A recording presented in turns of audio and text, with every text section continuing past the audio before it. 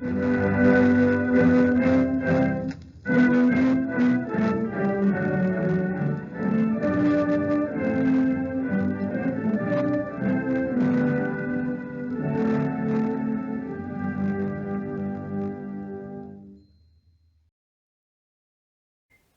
again, and welcome to this, the fourth video extract from my book, Spoils of War.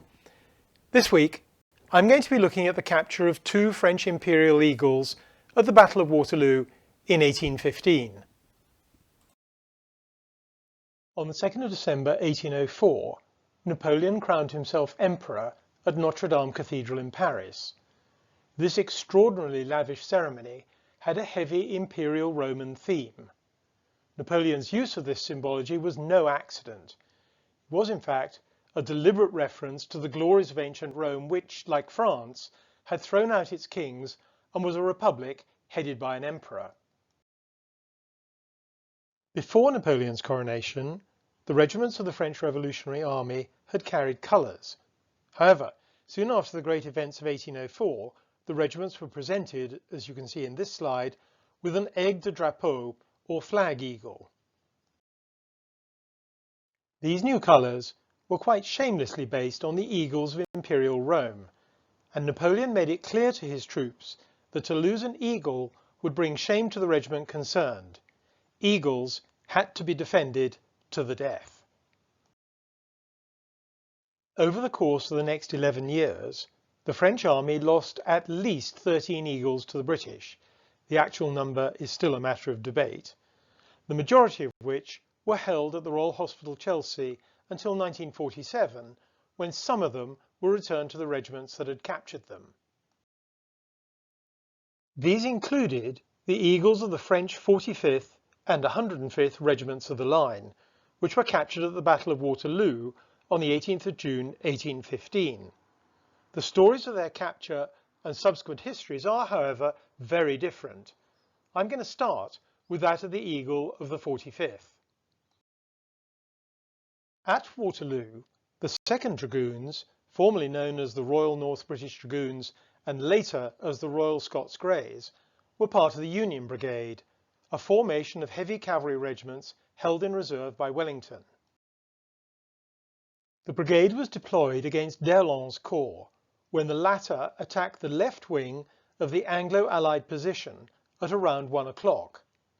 The Scots Greys' charge, actually a quick walk, not a gallop, as shown here in Lady Elizabeth Butler's dramatic painting Scotland Forever, broke through to the centre of the French infantry as it was forming into line.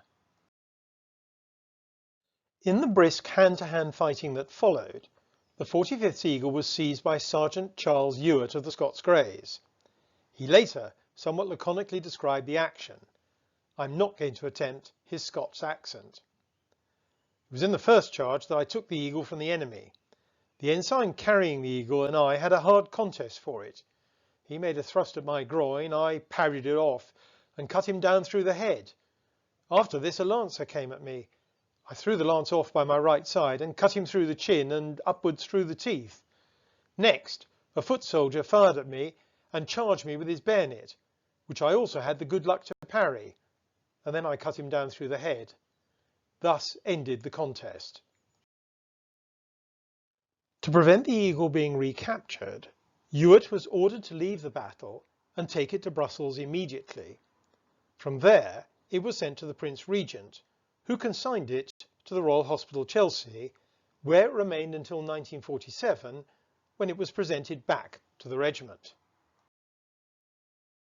Thereafter, as you can see in this slide, it was put on display in the Museum of the Royal Scots Dragoon Guards at Edinburgh Castle. In the 200 years since the Battle of Waterloo, the Scots Greys have, from time to time, been asked by the French to return the eagle of the 45th. The same answer is always given: come and get it. The French, however, might not have to go as far as Edinburgh. I recently received an email from Sir Evelyn Webb Carter, a distinguished former Grenadier and Major General commanding the Household Division, who is reading Spoils of War during the COVID-19 lockdown. In his email, he commented that I was incorrect as to the whereabouts of the eagle of the 45th and sent me the following photograph as proof. I'm assuming that this photo was taken in Evelyn's garden and that the eagle on display is a copy, at least I hope so. The story of the capture of the eagle of the French 105th Infantry Regiment of the Line by the 1st Dragoons, known as the Royals, is much less straightforward and still resonates today.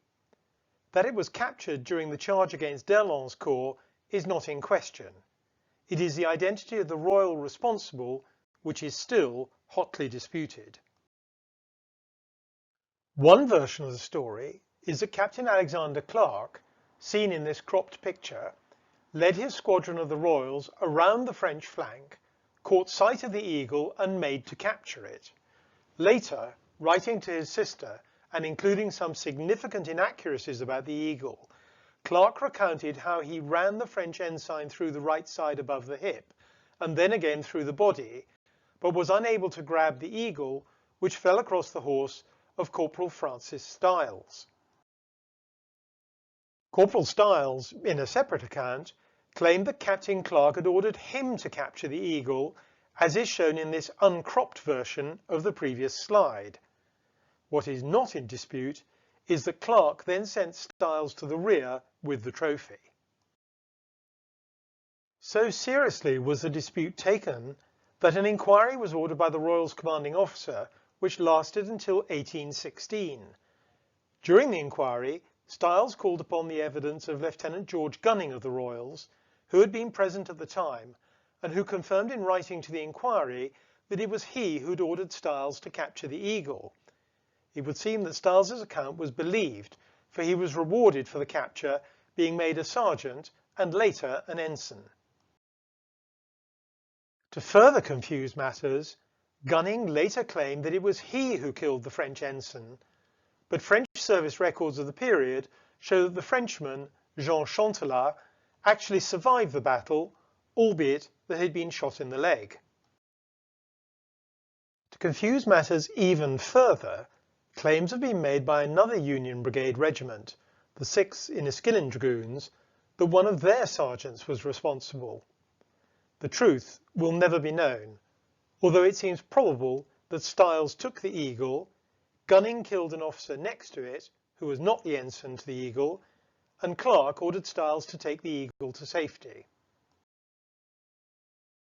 Whatever the actuality of the matter, Clark, shown again here in this slide, was having none of Styles or Gunning's claims, and over the next 23 years he made 10 official complaints, reasserting his right to be recognised as the man who captured the eagle of the 105th.